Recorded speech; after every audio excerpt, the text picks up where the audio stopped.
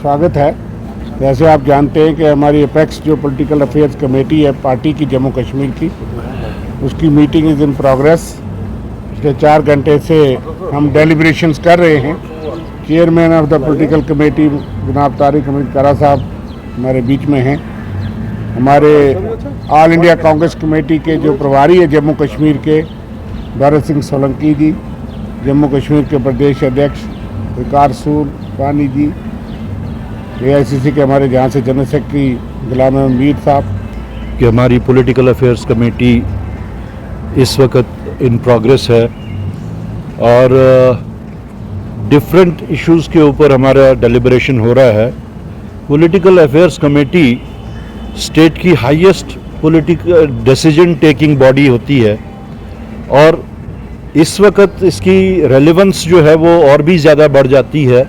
जो आजकल के हालात हैं या जिस तरफ हम जा रहे हैं या गवर्नमेंट की तरफ से जो इस वक्त एक ऑनस्लॉट चल रहा है आगे आने वाली असेंबली के ऊपर या उसके रिप्रेजेंटेटिव्स के ऊपर, इन सारे मामलात को या लोगों के जो मामलात हैं इस वक्त, उन सब चीज़ों को लेके इस वक्त की डेलिब्रेशंस जो हैं कांग्रेस पार्टी की, ये बहुत ही अहमियत के हामिल हैं।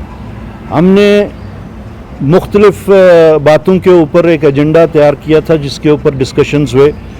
एक तो प्रिपेयर्डनेस क्या है हमारी for the elections to come, दूसरा हमारा क्योंकि नेशनल माहौल जो था, मूड जो था पार्लियामेंट के इलेक्शन में उस वक्त अलायंसेस का था, तो आगे हमें क्या करना चाहिए, अलायंसेस को आगे चलाना है नहीं चलाना है, या अगर चलाना है तो किस सूरत में चलाना है, उसके ऊपर हमारी बातचीत हुई।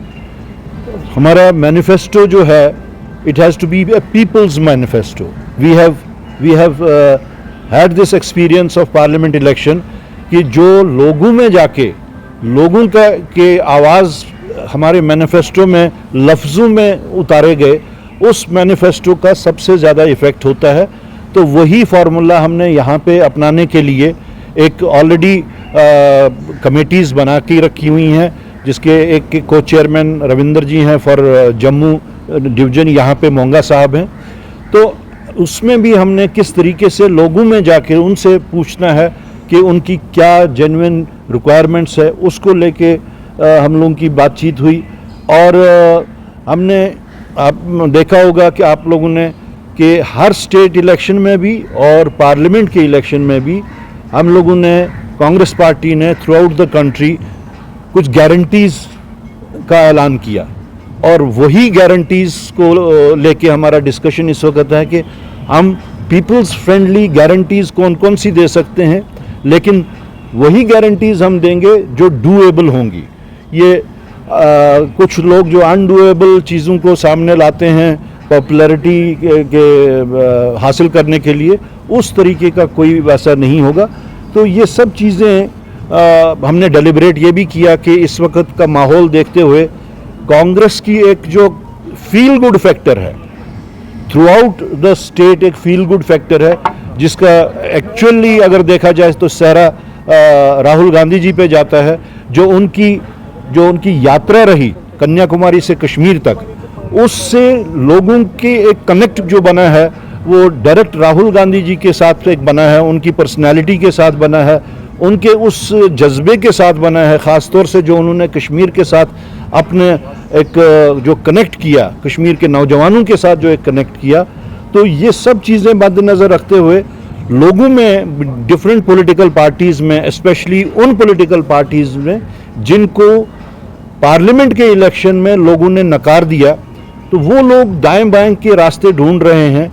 उन लोगों ने कांग्रेस पार्टी को भी अप्रोच किया है, तो हम लोगों ने उसके बारे में भी डेलिब्रेट किया है कि हमें उस सिलसिले में क्या करना चाहिए और किस तरह से करना चाहिए।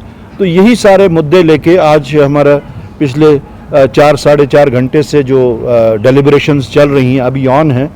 तो हम पूरी उम्मीद रखते हैं कि जो एक फील गुड फैक्टर कांग्रेस का यहाँ पे ऑन ग्राउंड है, भले ही वो बाय डिफ़ॉल्ट हो, भले ही वो राहुल गांधी के नाम का हो, तो उसको कैसे चैनलाइज किया जाए और उसको कैसे कैपिटलाइज किया जाए for the larger good of the people. That's it. कारा सब बढ़ रहा है, स्पेशली जम्मू रीजन्स में जो रोज फुटवा पॉइंट्स राजौरी के अटैक्स होने, इन्वेस्टेड। देखिए जो सब कुछ हो रहा है ये it's a great matter of concern and it's very unfortunate and it speaks the tall claims of the government or tall claims of the LG's administration have fallen apart. आज हम ये बड़े दावे के साथ कह सकते हैं कि जो बातें हम पिछले 10 साल से कहते आ रहे थे कि ये जिंगोइज्म की पॉलिटिक्स नहीं चलेगी। जिंगोइज्म आपने बहुत किया, एक्सपेरिमेंटेशन आपने बहुत किए, लेकिन तब भी आप उन सब चीज़ों को कंट्रोल नहीं कर पाए जिसको लेके पिछली सरकारें बड़ी कोशिश कर रही थी और आपने बल्कि माहौल को फर्दर विशिएट कर दिया। जम्मू बिल्कुल फ्री ऑफ मिलिटेंसी था। आप कश्मीर को जम्मू मिलिटेंसी के बारे में बहुत ही गलत तरीके की एक इंफॉर्मेशंस लोगों को दे रहे थे कंट्री में, लेकिन वो आप कंट्रोल नहीं कर पाए और जम्मू आपका जो है इस वक्त एक it's on a boil. So this is for the government to revisit their policy, of dealing militancy and dealing the people of Jammu and Kashmir and dealing the democratic system. मेरे ख्याल में उनको होलिस्टिक तरीके से एक revisit करना चाहिए अपनी पॉलिसीज़ को। नेबरिंग कंट्री भी बैठ नहीं रही है। देखिए नेबरिंग कंट्रीज़ को आप जिस वक्त आप फर्टाइल ग्राउंड प्रोवाइड करें तो नेबरिंग कंट्रीज़ का तो जो भी रहा है हमारी कंट्री के साथ में जो रिलेशंस रहे हैं, खट्टे मीठे कड़वे, कभी अच्छे कभी बुरे, why are we providing them the grazing ground for all these things. मेरे ख्याल में हमें हॉलिस्टिक तरीके से अपनी पॉलिसीज़ को हमारी सरकार को रिविजिट करना चाहिए। जो बिजनेस रूल्स में अमेंडमेंट की गई है, एलजी के पावर्स को एक्सपेंड किया गया है, बज़ाहिर जो यहाँ की मकामी सियासी जमातें उनका जो रेजिस्टेंस होना चाहिए था, जो उनका उस पर रिएक्शन होना चाहिए था, वैसा नहीं देखने को मिला और एक्सेप्ट किया गया सब। देखिए अभी आप अगर देखेंगे Jammu Kashmir is a state, इसमें आधे इलाकों में कांग्रेस पार्टी अभी भी उसके ऊपर रेजिस्ट कर रही है, अभी भी उसके ऊपर प्रोटेस्ट कर रही है। लेकिन जहाँ तक आप कह रहे हैं कि मास इसमें प्रोटेस्ट नहीं हुए, आपको खुद से ये पता है, आप लोग खुद से इसका शिकार हैं कि यहाँ पे रेजिस्टेंस दिखाना जो है वो एक क्राइम माना जाता है। आप ही अगर अपने ही मुद्दे पे आपका थोड़ा सा बाहर निकल के आप दिखा दीजिए resistance, you will be booked under UAPA. तो ये जो खौफ व हिरास का माहौल है, इस खौफ व हिरास के माहौल को ही हम तोड़ने की कोशिश कर रहे हैं। लेकिन सरकार की तरफ से हर उस चीज़ को जो डेमोक्रेटिकली, जो कॉन्स्टिट्यूशनली, जो एथिकली हम लोग कर सकते हैं, उस चीज़ के ऊपर सरकार के बार बार रोक लगाना जो है, ये जो हेजेमोनियल एटीट्यूड उनका जो है, वो हेजेमोनियल एटीट्यूड में फिर से ये कह रहा हूँ उनको रिविजिट करना पड़ेगा। They are losing ground on day-to-day basis. It is not in the interest of the nation what they are doing. They are not doing any good to the nation. They are rather doing something very detrimental in the interest of the entire nation. अपनी party interest को मद्देनजर रखते हुए वो national interest को कुर्बान कर रहे हैं, ये भी उनको रिविजिट करना होगा। ऐड करूंगा, one question that what about the PM's statement that given in the Kargil during Vijay Diwas, that Congress is the only one party who's playing politics on Agniveer? देखिए that is our stand, not ये कोई नई बात नहीं है, हमारा stand तो हमेशा से वही रहा है। अलबत्ता मैं फिर से उसी बात पे आऊँगा, prime minister's post is a very big post. I don't think कि उनको इस जिंगोइज्म की बातों में आना चाहिए।